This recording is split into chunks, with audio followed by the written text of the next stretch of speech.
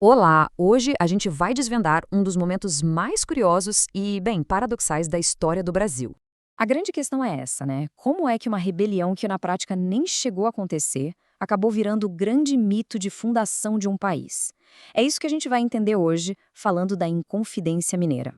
Olha só que coisa! A gente está falando de um movimento que foi todo planejado pela nata da sociedade de Minas Gerais, que na época era, de longe, a região mais rica do Brasil. Só que o plano foi descoberto e a coroa portuguesa acabou com tudo antes mesmo de a primeira faísca acender. Tá, mas aí fica a pergunta: o que leva uma elite, gente rica e poderosa, a arriscar absolutamente tudo? Para entender isso, a gente precisa olhar para os ingredientes que estavam nesse verdadeiro barril de pólvora. Então, o cenário era o seguinte: finalzinho do século XVIII.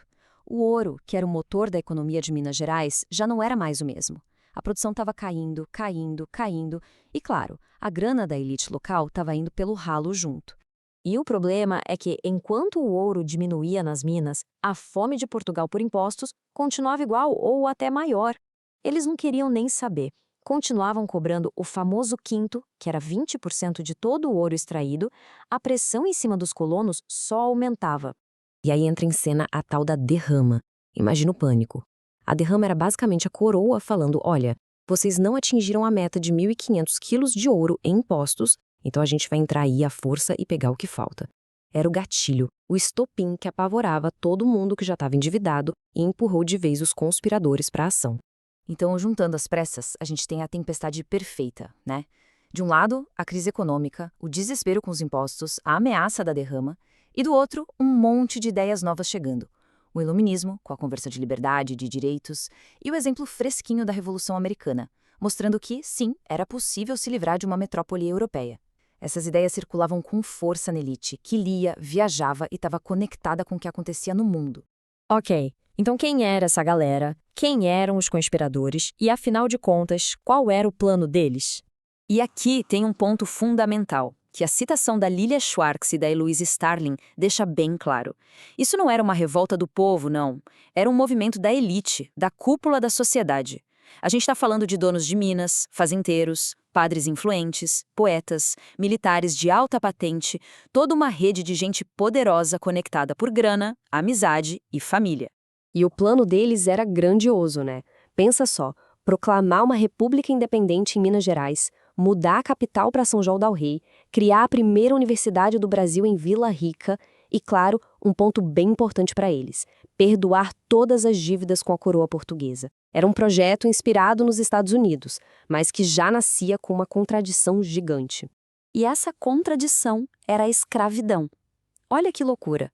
Um movimento que falava em liberdade, mas que não sabia o que fazer com as pessoas escravizadas. Alguns até defendiam libertar os escravos para lutar pela República, mas a maioria dependia do trabalho escravo para manter a própria riqueza. No fim, não chegaram a um acordo. A proposta que ficou no ar era libertar só os escravos nascidos no Brasil, ou seja, uma liberdade para alguns. Bom, com um plano desses e gente tão poderosa envolvida, parecia que ia dar certo, né? Mas o que pode derrubar qualquer plano? A traição. Pois é, a conspiração foi entregue por um deles. O nome do traidor, Joaquim Silvério dos Reis. Ele também era um conspirador, mas estava atolado em dívidas com a coroa. O que ele fez? Trocou a lealdade aos companheiros pelo perdão das suas dívidas. Entregou todo mundo. A partir da denúncia, tudo aconteceu muito rápido. Em março de 1789, o Silvério dos Reis abre o bico para o governador. O governador, muito esperto, suspende a derrama na mesma hora para tirar o motivo da revolta e acalmar o povo. E aí, em maio, começam as prisões. O Tiradentes, que era uma das figuras-chave, foi preso no Rio de Janeiro. E pronto, a conspiração foi esmagada antes mesmo de começar. Mas para a coroa portuguesa, não bastava só prender. Era preciso dar um exemplo, fazer um espetáculo. Então eles organizaram um julgamento longo, público, todo pensado para mandar uma mensagem bem clara para toda a colônia. E que espetáculo, hein? Pensa só, a leitura da sentença final dos conspiradores levou 18 horas. 18! Era pura performance de poder, uma forma de mostrar para todo mundo o que acontecia com quem ousasse desafiar o rei. E aí veio a grande jogada. A rainha, Dona Maria I, decidiu mostrar sua clemência. Quase todos os líderes, a elite do movimento, tiveram a pena de morte trocada pelo exílio na África. Quase todos. Faltava um para servir de exemplo. E o escolhido foi Joaquim José da Silva Xavier, o famoso Tiradentes. Por que ele? Bom, ele não era o mais rico nem o mais poderoso, longe disso. Era um militar de patente mais baixa. Mas ele era um dos mais vocais, um dos que mais falava e defendia a causa abertamente. Ele era o bode expiatório perfeito. E a punição dele foi feita para chocar. No dia 21 de abril de 1792, Tiradentes foi enforcado em praça pública, no Rio. E não parou por aí. O corpo dele foi esquartejado. As partes foram espalhadas pela estrada que levava a Minas Gerais. A cabeça foi fincada num poste, bem no centro de Vila Rica. A mensagem não podia ser mais clara e macabra. É isso que acontece com traidores. Só que a história tem umas voltas muito interessantes. O que era um fracasso, uma traição, uma execução brutal, com o tempo se transformaria em algo completamente diferente. Vamos ver como isso aconteceu.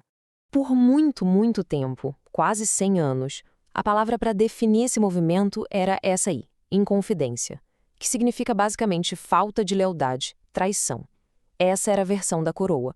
O movimento era uma vergonha, um tabu.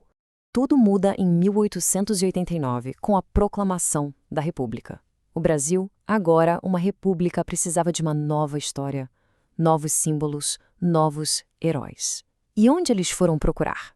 Justamente naquele movimento fracassado. E aí acontece uma das maiores operações de marketing da história do Brasil. Tiradentes, o traidor executado, foi ressuscitado. Ele foi transformado num herói nacional, quase um santo, uma figura parecida com Cristo, que teria se sacrificado pela liberdade do Brasil. O dia da sua morte, 21 de abril, vira feriado nacional. E a Inconfidência, aquele plano fracassado, vira o primeiro grito de independência. O mito estava consolidado. E, no fim das contas, a história da Inconfidência Mineira revela muito sobre como as narrativas nacionais são construídas, né? Um complô da elite, cheio de interesses próprios e contradições, foi totalmente reescrito para virar uma história de origem bonita e inspiradora. A grande reflexão que fica é: o que essa história nos diz sobre a forma como a gente escolhe nossos heróis e contamos nossa própria história?